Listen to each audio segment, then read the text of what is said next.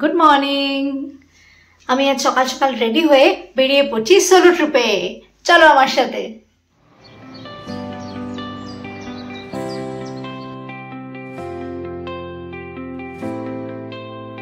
আজকে আমি যাচ্ছি ফ্রাইবার্গ সি, উলম থেকে 130 কিলোমিটার দূরে। যেতে সময় লাগবে 2 ঘন্টা।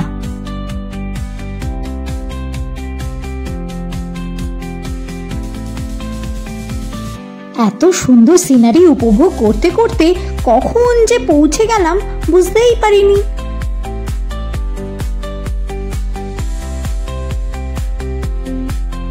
ওভারস্টপ স্টেশন থেকে 4 কিলোমিটার হাইক করেই পৌঁছে যাব ফ্রাইবার্গ সিতে।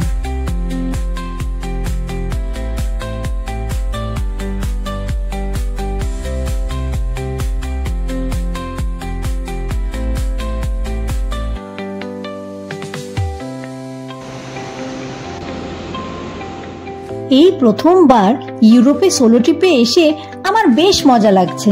তোমরা কমেন্টসে জানিও আমার মতন আর কারা কারা কোথায় সোলো ট্রিপে গেছো।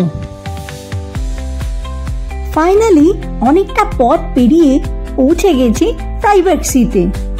সামারে এখানে বোটিংও করা যায়। কেমন লাগছে জায়গাটি তোমরা কমেন্টসে জানিও কিন্তু। চকলেট কেক ও কফি খেতে খেতে মনোরম দৃশ্য উপভোগ করছি।